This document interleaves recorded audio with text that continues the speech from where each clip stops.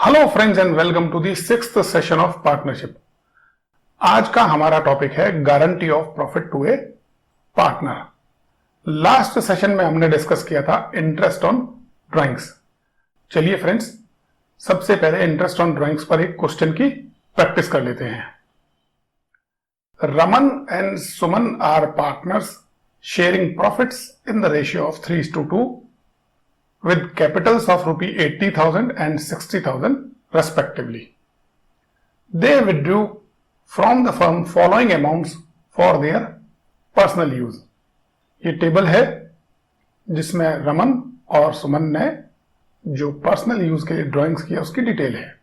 सबसे पहले रमन की 31 May 2018 को 1,200 रुपीज, देन 30 June 2018 को 1,000 रुपीज। नेक्स्ट है 31 August 2018 को 2,000 रुपीज। 1 November 2018 को 800। 31 December 2018 को 3,000।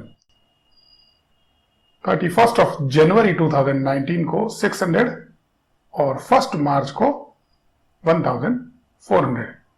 और सुमन की जो ड्राइंग्स है वो है at the beginning of each month 800, यानी सुमन ने every month first day of the month को 800 रुपीज विड्रॉ किए हैं। Interest is to be charge at 6% per annum. Calculate interest on drawings assuming that books of accounts are closed on March 31, 2019। आइए friends solve करते हैं इसे। सबसे पहले calculate करते हैं हम interest on drawings of Raman, और उसके लिए हम बनाएंगे प्रोडक्ट टेबल। डेट और अमाउंट को यहां पर हम नोट डाउन कर लेंगे। अब हम कैलकुलेशन करेंगे मंथ्स और प्रोडक्ट की। फ्रेंड्स, यहां पर डेट्स भी डिफरेंट है और अमाउंट भी डिफरेंट है, इसलिए शॉर्टकट फॉर्मूला नहीं लगेगा। आइए देखते हैं मंथ्स। सबसे पहला है 31 मई को उन्होंने विड्रॉल किया है, तो 31 मई 2018 से लेकर 31 मार्च 2019 तक होते हैं 10 मंथ्स, और प्रोडक्ट आता है 12,000। नेक्स्ट 30 जून को विड्रॉल किया है, तो टोटल ड्यूरेशन 9 मंथ्स और प्रोडक्ट 9 मल्टीप्लाई बाय 1,000 9,000। नेक्स्ट है 7 मंथ्स और प्रोडक्ट है 14,000, 7 मल्टीप्लाई बाय 2,000। नेक्स्ट है 5 मंथ्स, प्रोडक्ट है 4,000। 3 मंथ्स 9,000। 2 मंथ्स 1,200 और 1 मंथ 1,400। अब इसकी टोटल लगाते हैं। टोटल ऑफ प्रोडक्ट आती है हमारे पास में 50,600। फॉर्मूला क्या लगाएंगे? Product total multiply by rate divide by 100 multiply by 1 divide by 12। चलिए फॉर्मूला लगाते हैं। 50,600 multiply by 6 divide by 100, 6% calculate करना है, और मल्टीप्लाई बाय 1 डिवाइड बाय 12, ये आता है 253 रुपीज। अब हमें कैलकुलेट करना है interest on drawings in case of Suman. Suman ने, आप जानते हैं कि at the beginning of the month में विड्रॉ किया है 800, तो टोटल ईयर में कितना विड्रॉ किया? 800 multiply by 12 equal to 9,600 rupees. आप जानते हैं कि अगर बिगिनिंग ऑफ द मंथ में फिक्स्ड अमाउंट को विड्रॉ किया जाए तो पूरे ईयर की जगह हम 6.5 महीना यानी 6.5 मंथ्स का इंटरेस्ट कैलकुलेट करते हैं। तो आइए कैलकुलेट करते हैं। 6% इंटरेस्ट ऑन 9,600 कितने महीने का? 6.5 मंथ्स का, और ये आता है 312। तो रमन का जो इंटरेस्ट ऑन ड्राइंग्स है वो है 253 और सुमन का है 312। फ्रेंड्स, यहां आपको एक और इंपॉर्टेंट बात नोट करवानी है, तो नोट लगा दीजिए। If it is given in the question that partner has withdrawn the money evenly through out the year, then calculate interest for 6 months, assuming that money was withdrawn at the middle of the period at equal intervals. कभी कभी question में यह दिया गया होता है कि एक पार्टनर ने evenly through out the year withdraw किया है। तो evenly through out the year में ना तो हमें डेट्स दे रखी है और ना हमें पर विड्रॉल का अमाउंट दे रखा है। तो उसमें क्या एज्यूम करेंगे, ये एज्यूम करेंगे कि फिक्स्ड अमाउंट उसने विड्रॉ किया है थ्रू आउट द ईयर और उसका इंटरवल भी फिक्स है और मिडल ऑफ द पीरियड में उसने विड्रॉ किया है। ये एज्यूम करते हुए उस पर 6 मंथ का इंटरेस्ट चार्ज कर लेंगे। तो आइए फ्रेंड्स, अब हम चलते हैं आज के टॉपिक की ओर और वो है guarantee of profit to a partner. Guarantee of profit. Generally, this situation arises when existing partner needs someone as a partner for the benefit of the firm.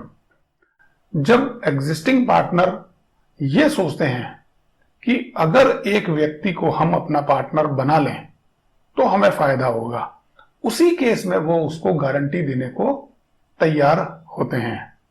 In that case, the firm or any one or more existing partner gives guarantee to new partner that he will have a minimum guaranteed amount of profit against his share. उस case में क्या होता है, या तो firm या उसका कोई एक या एक से ज्यादा जो पार्टनर्स हैं वो नए पार्टनर को ये कहते हैं कि भाई आपको अपने शेयर के बदले में कम से कम एक निश्चित रकम, एक निश्चित अमाउंट प्रॉफिट के रूप में जरूर मिलेगा।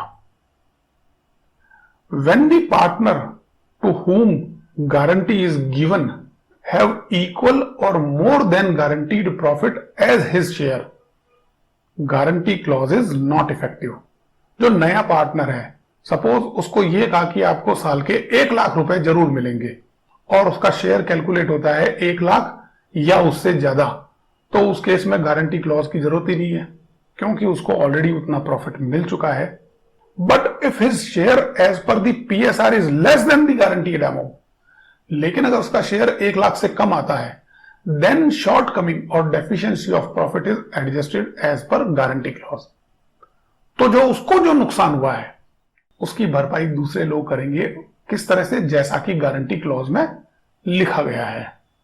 Generally guarantee of profit is given in 2 ways. 2 तरह से गारंटी दी जाती है। पहला है गारंटी बाय फर्म और दूसरा है guarantee by 1 or more partners. अब ये देखते हैं गारंटी बाय फर्म क्या है। इन case of guarantee by firm, if nothing is given in guarantee clause, the deficiency of guarantee profit will be contributed by all the remaining partners in their profit sharing ratio. Otherwise, if there is any specific ratio is given, the same will be followed. Guarantee by firm में क्या होता है, यहां specifically लिखा नहीं होता है कि गारंटी फर्म दे रही है, केवल यह लिखा होता है कि इनकमिंग पार्टनर को गारंटी दी जा रही है। इसका मतलब फर्म गारंटी दे रही है।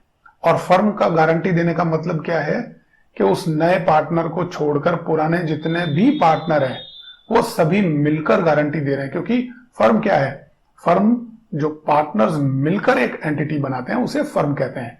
कलेक्टिवली पार्टनर्स को क्या कहते हैं, फर्म, और अलग अलग उनको पार्टनर्स कहते हैं। तो फर्म में वो नया पार्टनर शामिल नहीं होगा, पुराने सभी पार्टनर शामिल होंगे जो उस नए पार्टनर को गारंटी देंगे।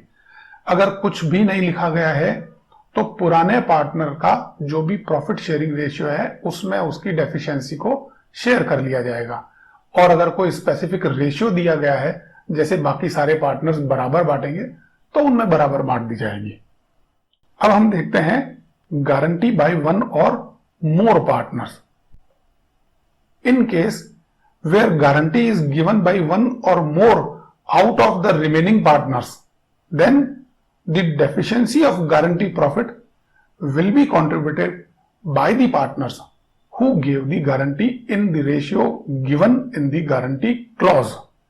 In case where guarantee is given by 2 or more partners, if nothing is given about the ratio, deficiency in profit will be contributed by partners in their PSR. अगर एक partner ने दी है तब तो सारी deficiency उसी को लेनी है। एक से ज्यादा पार्टनर्स ने दी है तो जो गारंटी क्लॉज में लिखा गया उसे फॉलो किया जाएगा, और अगर कुछ भी नहीं लिखा गया है तो उनके पीएसआर में हम deficiency of the new partners को, जो प्रॉफिट में डेफिशिएंसी है, डिस्ट्रीब्यूट कर देंगे। आइए अब इस गारंटी ऑफ प्रॉफिट को एक एग्जाम्पल की हेल्प से हम समझने की कोशिश करते हैं। फ्रेंड्स, आपको याद होगा कि हमारा जो फर्स्ट लेसन था उसमें हमने एक एग्जाम्पल लिया था जिसमें दो पार्टनर्स थे, विलियम्स और मनोज, और उन दोनों पार्टनर्स की एक फर्म थी A1 बेकरी। इन दोनों का प्रॉफिट शेयरिंग रेशियो है 3:2। A1 बेकरी का बिजनेस बहुत अच्छा चल रहा है, लेकिन इन दोनों पार्टनर ने ऑब्जर्व किया कि जहां पर हम सप्लाई कर रहे हैं वहां पर पाव ब्रेड की एक अच्छी डिमांड है, लेकिन अभी तक इनसे ये ब्रेड अच्छी तरह बन नहीं पाई।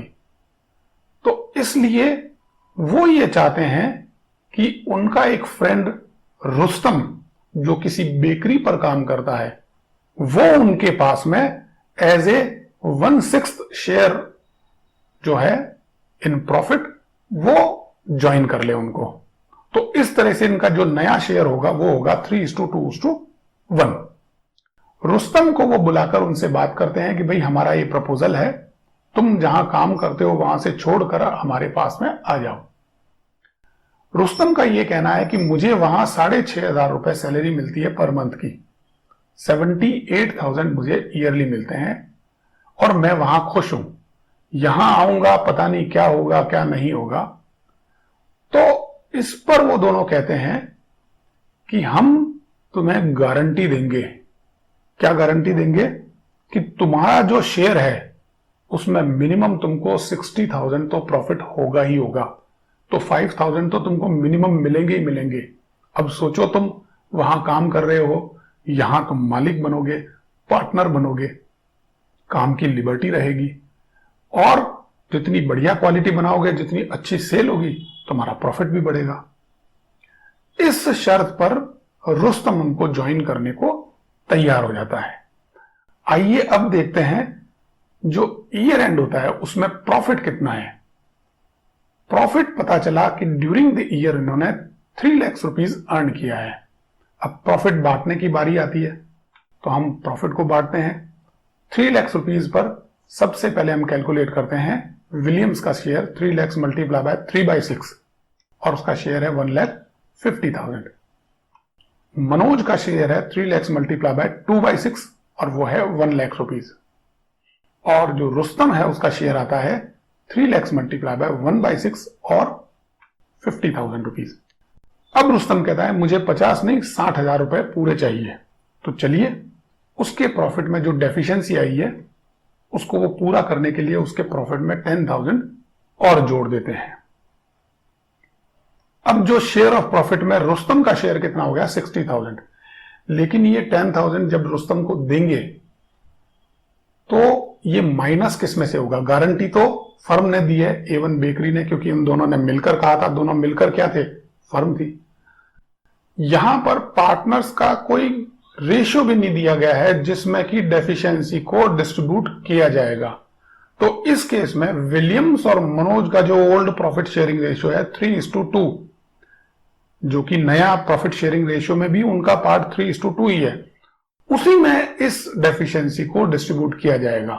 तो इस तरह से विलियम्स का शेयर होगा 10,000 मल्टीप्लाई बाय 3/5 इक्वल टू 6,000, और मनोज का शेयर होगा 10,000 multiply by 2/5 equal to 4,000।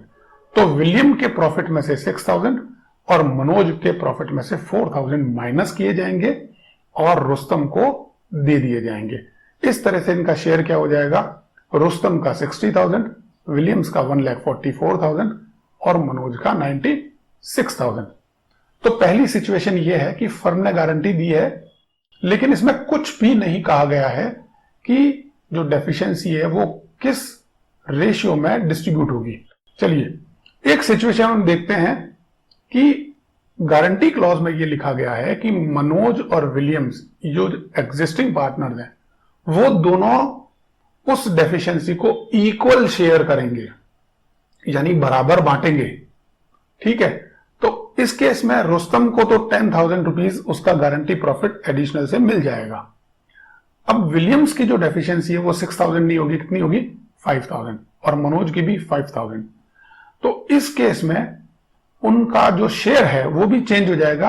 Williams का टोटल नेट शेयर आएगा 1,45,000 और मनोज का आएगा 95,000। तो ये होती है गारंटी बाय फर्म। अब इसी केस में ऐसा है कि जब गारंटी की बात हो रही थी तो मनोज ने कह दिया भाई मैं तो खुद नया पार्टनर आया हूं, मुझे अभी 6 महीने हुए हैं, मैं गारंटी नहीं दूंगा। तो विलियम्स कहता है गारंटी मैं देता हूं। अगर इसकी डेफिशिएंसी होती है तो वो पूरी की पूरी मैं अपने शेयर में से दूंगा। तो चलिए इसी एग्जांपल को ले लेते हैं। अब यहां पर प्रॉफिट है 3 लाख रुपीज, शेयर जो विलियम्स का है 1,50,000, मनोज का 1 लाख और रुस्तम का 50,000। यानी कि जो डेफिशिएंसी ऑफ रुस्तम है अब वो कौन देगा? अब वो पूरी की पूरी विलियम्स देगा, मनोज उसमें कुछ भी नहीं देगा, क्योंकि गारंटी किसने दी है? केवल एक पार्टनर ने, विलियम्स ने। चलिए अब इनका शेयर देख लेते हैं। अब इनका शेयर जो प्रॉफिट का है रुस्तम का 60,000, मनोज का 1 लाख और विलियम्स का 1,40,000। तो ये केस है जब गारंटी एक फर्म देती है और गारंटी कोई एक पार्टनर देता है। एक से ज्यादा भी दे सकते हैं, उस सिचुएशन को भी अभी हम देखेंगे। चलिए अभी हमने जो एग्जाम्पल देखा है कि डेफिशिएंसी को विलियम्स और मनोज 50-50 डिस्ट्रीब्यूट करेंगे, तो अब देखते हैं उस केस में इनका profit and loss appropriation account किस तरह से बनेगा। चलिए profit and loss appropriation account बनाते हैं। हमारे पास में एप्रोप्रिएशन में प्रॉफिट एंड लॉस अकाउंट से ट्रांसफर होकर प्रॉफिट कितना आया है? 3 लाख।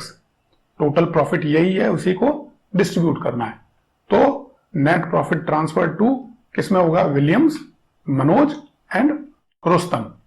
पहले विलियम्स का शेयर है 1,50,000, मनोज का 1 लाख और रुस्तम का 50,000। डेफिशिएंसी विलियम्स और मनोज दोनों बराबर बांटेंगे, तो विलियम्स के प्रॉफिट में से माइनस क्या होगा? शेयर इन डेफिशिएंसी 5,000 और उसका नेट शेयर क्या आएगा? 1,45,000। मनोज में से माइनस होगा 5,000 और उसका नेट शेयर आएगा 95,000 और रुस्तम में ऐड होगा विलियम से 5,000 और मनोज से 5,000 और उसका शेयर होगा 60,000। तो profit and loss appropriation account में इसे इस तरह से शो किया जाएगा। चलिए फ्रेंड्स अब एक और नई गारंटी की बात करते हैं। अब हमारे पास में हमारी फर्म है A1 बेकरी, जिसका प्रॉफिट शेयरिंग रेशियो है 3:2:1, विलियम्स, मनोज एंड रुस्तम। और एक गारंटी दी है रुस्तम को, किसने? विलियम्स ने। क्या गारंटी दी है? कि रुस्तम को मिनिमम 60,000 रुपीज का जो गारंटीड प्रॉफिट जरूर मिलेगा। अब ऐसा होता है कि इन पार्टनर्स को लगता है कि हमारे एरिया में फ्रूट केक की डिमांड बढ़ती जा रही है और इसको बनाने का एक एक्सपर्ट है, वो है वेंकट, जो कि रुस्तम का फ्रेंड है। अब ये लोग वेंकट को बुलाते हैं और उसे कहते हैं कि भाई हम तुझे 1/4 शेयर देंगे हमारे प्रॉफिट्स में, और इस तरह से हमारा न्यू PSR हो जाएगा 3:2:1:2, यानी विलियम्स 3, मनोज 2, रुस्तम 1 और वेंकट 2। वेंकट भी सेम बात कहता है कि भाई मैं जहां नौकरी कर रहा हूं अभी, मुझे वहां पर 12,000 रुपए पर मंथ मिलते हैं, तो सालाना इनकम मेरी 1,44,000 है। इस पर वेंकट को एक गारंटी दी जाती है कि भाई 1,44,000 तो हम नहीं देंगे, लेकिन हम गारंटी देते हैं कि वेंकट को मिनिमम प्रॉफिट 1,25,000 का मिलेगा हर हाल में। और ये गारंटी कौन देते हैं? ये गारंटी देते हैं विलियम्स और मनोज। रुस्तम कहता है मुझे तो खुद गारंटी मिली हुई है, मैं तो गारंटी नहीं दे सकता, आपको लाना है तो आप उसको गारंटी दीजिए। चलिए मनोज और विलियम मिलकर गारंटी देते हैं। अब यहां क्या हो गया? अब यहां हो गया कि विलियम्स ने पहले गारंटी दी है रुस्तम को कि अगर उसको 60,000 नहीं मिले तो मैं दूंगा, और विलियम्स और मनोज दोनों ने मिलकर गारंटी दी है वेंकट को कि उसे अगर 1,25,000 नहीं मिले तो हम लोग देंगे। आइए देखते हैं इनका ईयरली प्रॉफिट क्या है। प्रॉफिट है 4 लाख रुपीज। चलिए इसे डिस्ट्रीब्यूट करते हैं और देखते हैं वास्तविक सिचुएशन क्या आती है। प्रॉफिट में विलियम्स का जो शेयर आया 1,50,000, मनोज का 1 लाख, रुस्तम का 50,000 और वेंकट का 1 लाख। अब यहां इन दोनों को ही प्रॉफिट कम मिला है। पहले हम बात करते हैं डेफिशिएंसी ऑफ वेंकट की।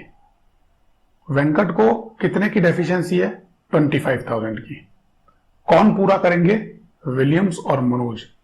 किस रेशियो में? यहां कुछ नहीं दिया गया है तो 3:2 में शेयर करेंगे। तो विलियम का शेयर क्या होगा? विलियम का शेयर होगा 25,000 मल्टीप्लाई बाय 3/5, ये होगा 15,000, और मनोज का होगा 25,000 मल्टीप्लाई बाय 2/5 यानी कि 10,000। तो ये दोनों अपने अपने शेयर में से वेंकट को पे करेंगे। अब बात आती है डेफिशिएंसी ऑफ रुस्तम की। रुस्तम को कितना कम मिला है? 10,000। रुस्तम की गारंटी कौन दे रहा है? वो केवल विलियम्स दे रहा है। तो विलियम्स के प्रॉफिट में से 10,000 और डिडक्ट हो जाएंगे। उसको न मनोज कुछ देगा और ना ही वेंकट कुछ देगा। तो चलिए नेट प्रॉफिट देखते हैं इनको किसे कितना मिलता है। नेट प्रॉफिट में वेंकट को मिलता है 1,25,000 जो उसे गारंटी दी गई थी। रुस्तम को मिलता है 60,000 जो उसे गारंटी दी गई थी। मनोज का शेयर आता है 90,000 after deducting deficiency of Venkat, और विलियम्स का शेयर आता है 1,25,000 after deducting deficiency of both Venkat and Rustam. Friends, इस तरह का डबल गारंटी का क्वेश्चन आपके पास में नहीं दिया गया है, लेकिन इसे समझाने के हिसाब से हमने फ्रेम किया है। तो अब आपको अच्छी तरह से समझ में आ गया होगा कि जब फर्म गारंटी देती है और जब पार्टनर्स गारंटी देती है तो उसे किस तरह से डिस्ट्रीब्यूट किया जाता है और किस तरह से profit and loss appropriation account में शो किया जाता है। आइए फ्रेंड्स, एक नई गारंटी की बात करते हैं। हमारी जो फर्म है A1 बेकरी, इसमें 3 पार्टनर्स हैं, विलियम्स, मनोज, रुस्तम, 3:2:1। इस फर्म में कोई भी गारंटी क्लॉज नहीं है। अब हम ये मानकर चल रहे हैं कि कोई भी गारंटी क्लॉज नहीं है। अब एक मिस्टर वेंकट आते हैं और वो ये कहते हैं कि आप मुझे अपना पार्टनर बना लीजिए, मैं जो 4 पार्टनर्स हैं उसमें मेरा शेयर 1/4 रहेगा।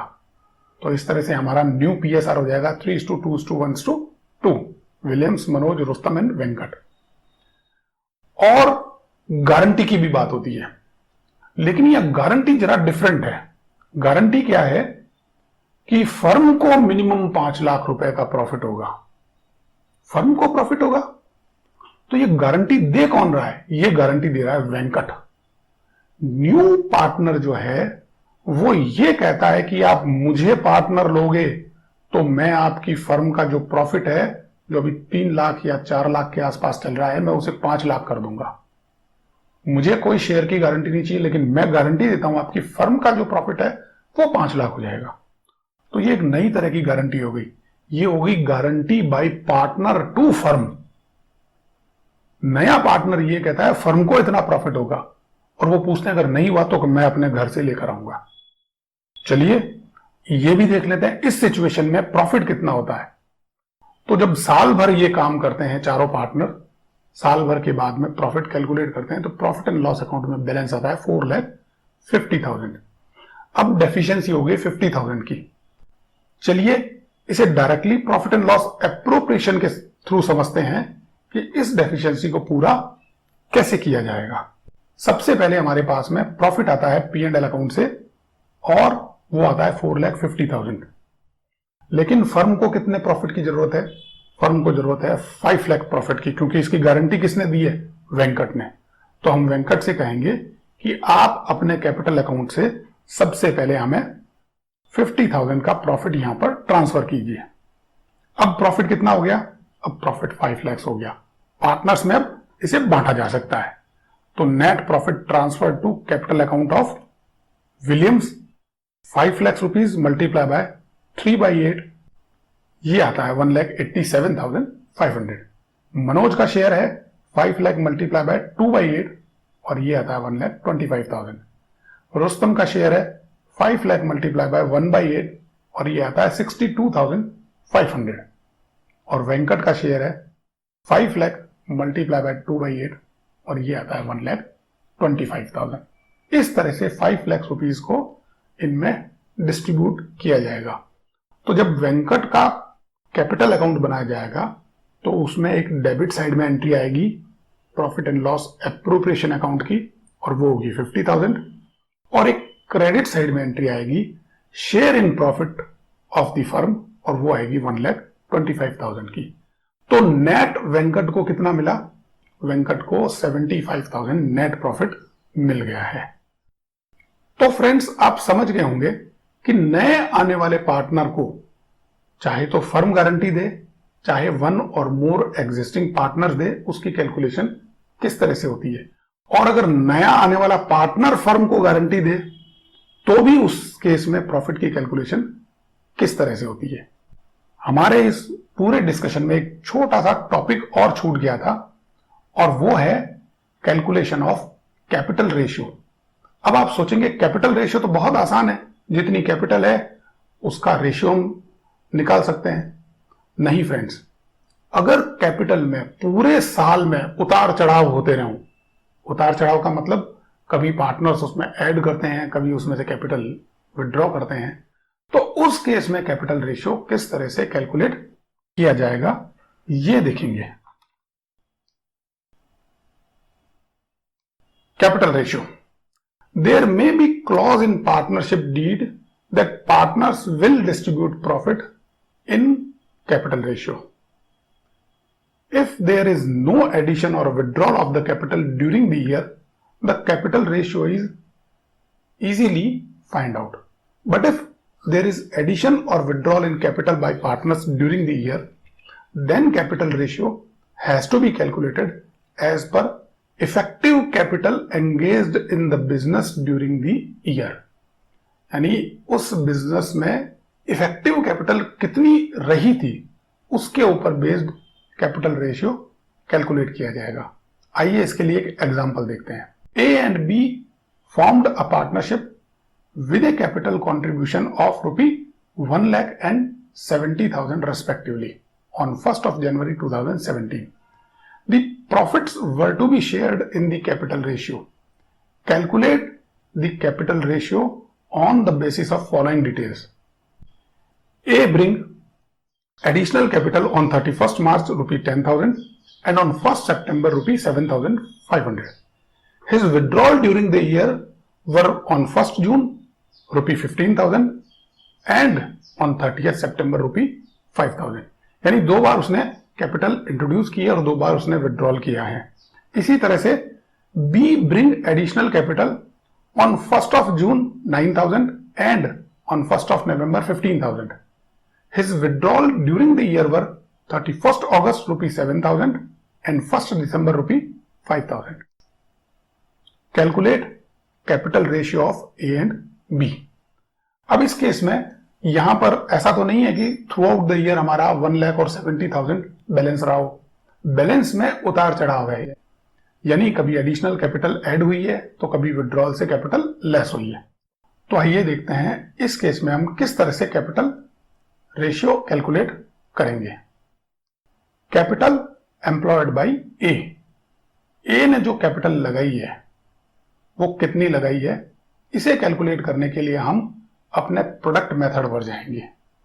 हाँ दोस्तों, यहां पर प्रोडक्ट मेथड से कैपिटल रेशियो कैलकुलेट होगा। कैसे, आइए देखते हैं। 1 जनवरी को ओपनिंग बैलेंस क्या था? 1 लाख रुपीज। उसके बाद में 31 मार्च को एडिशन हुआ 10,000, तो बैलेंस क्या हो गया? 1,10,000। ये हमने 31 मार्च पर एक निशान लगा दिया। नेक्स्ट है 1 ऑफ जून को विड्रॉल हुआ है 15,000 का, तो बैलेंस कितना हो गया? 95,000। तो 1 ऑफ जून पर भी हमने एक मार्क लगा दिया। उसके बाद में 1 ऑफ सितंबर को एडिशन हुआ है 7,500 का, तो टोटल क्या कैपिटल हो गई? 1,02,500। हमने सितंबर पर भी एक मार्क लगा दिया और लास्ट एंट्री आती है हमारी 30 सितंबर को, जब 5,000 विड्रॉल हुआ और टोटल बैलेंस हो गया 97,500 और हम सितंबर पर भी एक मार्क लगा देते हैं। अब हम बात करते हैं ड्यूरेशन की। तो जो ओपनिंग बैलेंस ऑफ ₹1 लाख था वो कितने समय तक फर्म में रहा? वो रहा था 1 जनवरी से जनवरी, फरवरी और मार्च। 31 मार्च को उसमें चेंज हुआ तो उसका ड्यूरेशन था 3 मंथ्स और उसका मंथली प्रोडक्ट क्या होगा? 3 multiply by 1 lakh, 3 lakh rupees. Next change हुआ है 1 जून को। तो मार्च का महीना निकल चुका है, अप्रैल और मई 2 मंथ्स में ये कैपिटल हमारे पास में रही थी 1,10,000, तो इसका प्रोडक्ट आता है 2,20,000। अब नेक्स्ट चेंज हुआ था 1 सितंबर को। तब तक फर्म में कितनी बैलेंस था? 95,000। तो जून से हम काउंट करना शुरू करते हैं। जून, जुलाई और अगस्त, 3 मंथ्स। 3 मंथ्स तक बैलेंस था 95,000, इसका प्रोडक्ट आता है 2,85,000। नेक्स्ट चेंज हुआ 1 सितंबर से 30 सितंबर, यानी एक ही महीना ये बैलेंस रहा था 1,02,500। अब 30 सितंबर से हम काउंट करेंगे तो अक्टूबर, नवंबर और दिसंबर 3 मंथ्स तक 97,500 रहा था, इसका प्रोडक्ट आता है 2,92,500। टोटल आती है इसकी 12 लाख। अब हम करते हैं कैपिटल एम्प्लॉयड बाय बी। इसी तरह से नोट करते हैं हम। 1 जनवरी को ओपनिंग बैलेंस था 70,000, उसके बाद में 1 जून को एडिशन हुआ है 9,000 का, टोटल बैलेंस हो गया 79,000 और एक हमने मार्क लगा दिया। नेक्स्ट डेट आती है 31 अगस्त को, तब विड्रॉल हुआ था 7,000 का और बैलेंस हो गया 72,000, हमने वहां पर भी एक मार्क लगा दिया। नेक्स्ट ट्रांजेक्शन हुआ 1 नवंबर को। इसको हम क्रोनोलॉजिकल ऑर्डर में चलते हैं, यानी कि जो पहले आएगा चाहे वो एडिशन है या विड्रॉल, उसको पहले लिखेंगे। 1 नवंबर को 15,000 ऐड किए गए हैं और बैलेंस हो गया 87,000, हमने वहां पर भी एक मार्क लगा दिया। लास्ट एंट्री आती है हमारी 1 दिसंबर को, 5,000 विड्रॉल हुआ है और बैलेंस हो गया 82,000, तो हमने दिसंबर पर भी एक मार्क लगा दिया। ड्यूरेशन की बात करेंगे, जनवरी से जून तक, यानी जनवरी, फरवरी, मार्च, अप्रैल और मई 5 मंथ्स तक 70,000 कैपिटल बिजनेस में एम्प्लॉयड थी, तो उसका प्रोडक्ट आता है 3,50,000। जून से अब हम लेते हैं जून, जुलाई और अगस्त, 3 मंथ्स तक 79,000 एम्प्लॉयड थे, उसका प्रोडक्ट आता है 2,37,000। अगस्त में फिर लेंगे 72,000 का बैलेंस हमारे पास में था, अगस्त का पूरा महीना निकल चुका है, तो सितंबर और अक्टूबर 2 मंथ्स तक का, तो इसका जो मंथली प्रोडक्ट आता है 1,44,000। नवंबर से लेकर 1 दिसंबर तक ओनली 1 मंथ 87,000 और 1 दिसंबर से 31 दिसंबर 1 मंथ 82,000। टोटल्स की आती है 9 लाख। तो अब हमारे पास में मंथली प्रोडक्ट का रेशियो क्या है? मंथली प्रोडक्ट का रेशियो हमारे पास में है 12 लाख और 9 लाख, और यही इनका कैपिटल रेशियो है, यानी कि 12:9। इसको हम और सिंप्लीफाई कर सकते हैं 4:3। तो फ्रेंड्स, जब हमें कैपिटल रेशियो कैलकुलेट करना हो और पार्टनर्स की कैपिटल में ड्यूरिंग द ईयर एडिशन और डिडक्शन या विड्रॉल दोनों ही दिए गए हो मोर देन वंस, या एक बार भी दिए गए हो, तो हमें net capital employed in the business during the year ये कैलकुलेट करना पड़ेगा, और वो कैलकुलेट होगा हमारा मंथली प्रोडक्ट की कैलकुलेशन से, यानी कि प्रोडक्ट टेबल से। इस तरह से हम अपना कैपिटल रेशियो फाइंड आउट कर सकते हैं। इस सेशन में इतना ही। नेक्स्ट सेशन में आपसे फिर मुलाकात होगी एक नए टॉपिक के साथ। तब तक के लिए bye friends, have a nice day.